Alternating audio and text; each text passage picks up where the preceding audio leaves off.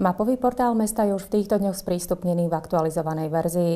Ponúka rôzne služby. V celoslovenskom hodnotení sa vďaka množstvu poskytovaných informácií umiestnil na 3. mieste.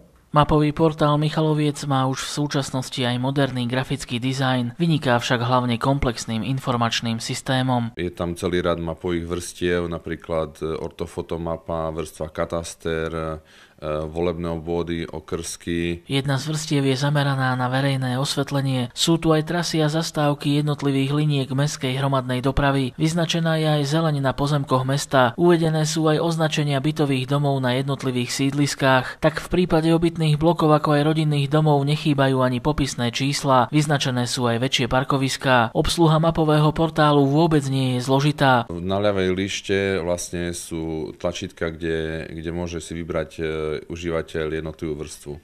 Následne sa mu zobrazí na mape konkrétna vrstva, či už kataster, alebo zastávky MHD, prípadne volebné okrsky, alebo rôzne iné veci. Čo je takisto zaujímavé, na portáli sú aj autorizované vrstvy, ktoré môžu využívať iba určití používatelia. Jedna z takýchto vrstiev patrí technickým službám. Do príslušnej mapy budú zaznačovať pokosené plochy, čo bude slúžiť pre ich vnútornú potrebu. Sú tu však aj rôzne ďalšie zaujímavé informačné systémy. Široká verejnosť môže mestu adresovať aj pripomienky k mapovému portálu. Áno, je tam taká služba, a to konkrétne označenie adresného bodu, kde môže užívateľ konkrétne vyznačiť ten adresný bod a vložiť pripomienku, ktorá bude následne riešená. V závere minulého roka český renomovaný magazín zostavil poradie slovenských miest na základe využiteľnosti poskytovaných údajov a informácií. Geograficko-informačný systém mesta Michalovce, ktorého hlavnou súčasťou je mapový portál, obstál vynikajúco. Bolo to hodnotenie slovenských miest, konkrétne 28,